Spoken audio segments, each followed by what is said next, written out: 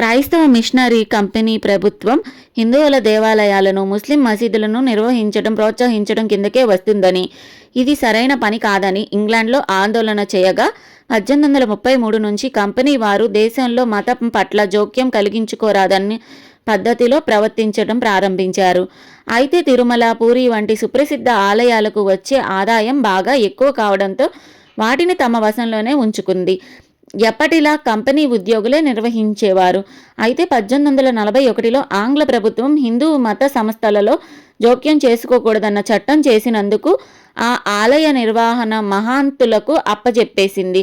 అప్పటి నుంచి 1863 వరకు దేవాలయాలను సక్రమంగా నిర్వహించే నాథుడు లేక ఉన్న ధర్మకర్తలు అక్రమంగా పాల్పడుతుండగా మూలంగా బ్రిటిష్ ఈస్ట్ ఇండియన్ కంపెనీ దేవాలయాల దెబ్బతిన్నాయి. ఈ స్థితిలో 1863లో కొత్త దేవాలయ ధర్మ ఆదాయాలు చట్టం ఈ అరాచక స్థితిని సరిచేసే ప్రయత్నం చేసింది. 1843 నుండి మహాంతు సేవదాస్ జీ, మహాంతు ధర్మదాస్ జీ, మహాంతు భగవాన్ దాస్, మహావీరదాస్, రామకృష్ణదాస్, ప్రయాగ్ దాస్ ఇలా 90 ఏళ్ల పాటు మహాంతుల పాల సాగింది. వీరి తర్వాత 1933లో అప్పటి గవర్నర్ ధర్మకర్త మండలిని ఏర్పాటు చేసింది. 1900 శతాబ్దానికి కొండపైన శ్రీవారి ఆలయం, హాథీరాజీ మఠం తప్ప వేరే ఏ నిర్మాణాలు ఉండేవి కావు. అర్చకులు సైతం కొండ కింద ఉన్న కొత్తూరులోనే ఉండేవారు. తెల్లవారుజామునే లేచి సప్తగిరులు ఎక్కి ఉదయం 7 గంటలకు స్వామికి మేల్కొలుపు పాడేవారు. అడవి జంతువులు, దొంగల భయంతో యాత్రికులు గుంపులు గుంపులుగా డప్పులు వాయిస్తూ గోవిందనామస్మరణ చేస్తూ కొండ ఎక్కేవారు. రాళ్ళు రప్పలతో నిండిన దారిలో కొంతసేపు వెళుతూ మధ్యలో వంటవార్పు కోసం ఆగుతూ మొత్తానికి పైకి చేరుకునేసరికి దాదాపు 2 రోజులు పట్టేదట. వారు మధ్యలో ఆగేందుకు 3 చోట్ల దిగుడు బావులు, విశ్రాంతి మండపాలు ఉండేవి. వాటిని టానాలు అనేవారు. వయస్సు మళ్ళిన వారిని, అంగ వికలాంగులను, పిల్లలను పైకి తీసుకెళ్లేందుకు డోలీ కూలీలు ఉండేవారు. కావడి బద్దకు కుర్చీలు అమర్చి నడవలేని వారిని వాటి మీద కూర్చోబెట్టుకొని వారు పైకి మోసుకెళ్లేవారు. అందుకు 10 అణాలు రుసం వసూలు చేసేవారు. సామాన్యులకు ఆ మాత్రం స్తోమత కూడా ఉండేది కాదు. తిరుమల రాగి చెట్టు, ఇప్పుడు కళ్యాణ కట్ట ఉన్న ప్రదేశం దగ్గర డోలీలు నిలుపుకోవడానికి ఒక ప్రత్యేక మండపం ఉండేది. అక్కడి దాకానే ఈ డోలీలను అనుమతించేవారు. ఆ స్టాండ్నే డోలీ మండపం బ్లాక్ అనేవారు. ఇప్పుడు ఆ రోడ్డునే డిఎంవి రోడ్డుగా వ్యవహరిస్తున్నారు. అక్కడి నుంచి సన్నిధి వీధి మీదుగా గుడికి చేరుకొని నేరుగా మహాద్వారం గుండా లోపలికి ప్రవేశించి భక్తులు స్వామివారిని దర్శనం చేసుకున్నారు. 1870లో ప్రభుత్వ యాత్రికుల సౌకర్యార్థం కొండ మీదకు మెట్లను నిర్వర్తించింది. 1933లో ఏర్పడిన టీటీడీ బోర్డు 26,000 రూపాయల ఖర్చుతో ఆ మెట్ల మార్గాన్ని అభివృద్ధి చేసింది.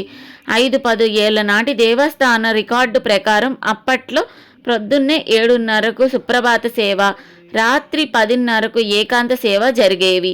ఇప్పుడు 2:30కు ఆలయం మూసివేసి సరిగ్గా అరగంటలోనే మళ్ళీ సుప్రభాతంతో మేల్కొలుపులు మొదలు పెడుతున్నారు. కొండ మీద ఉన్న ఊరు. తిరుమల నిర్వహణ హాథీరాజీ మఠం ఆధ్వర్యంలో ఉన్నప్పుడు యాత్రికులకు సౌకర్యాలు ఏర్పరచాలంటే చాలా కష్టమయ్యేది. ఎందుకంటే అక్కడ ఎవరూ ఉండేవారు కాదు. తిరుమలలోనే ఉందామంటే విపరీతమైన చలి. దానికి తోడు ఆ ప్రాంతమంతా అడవిలా ఉండేది.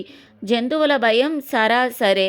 కొండ మీద ఒక ఊరు తయారైతే ఈ ఇబ్బందులన్నీ అధిగమించవచ్చన్న ఆలోచనతో 1910, 1920 నాటి కాలంలో జన నివాసాలను ఏర్పరిచేందుకు ప్రయత్నించారు. వారికి అవసరం కలిగించేందుకు హాథీరాజీ మఠం భూములు లీజుకు ఇచ్చేది. నెమ్మదిగా ఆలయ చట్టం 4 వీధులతో ఒక ఊరు తయారైంది. మొదట్లో అక్కడి జనాభా 200 నుంచి 300 మంది మాత్రమే స్వామిని చూడవచ్చు. భక్తులకు ఈ కుటుంబాలే మొదట్లో అన్ని సౌకర్యాలు కల్పించేవి. క్రమేణా తిరుమలలో ఉండే వారి సంఖ్య 25,000 వరకు పెరిగింది. 30 ఏళ్ల క్రితం వరకు కూడా వారంతా రోజు సరాసరి మహాద్వారం గుండానే గుడిలోకి వెళ్ళేవారు.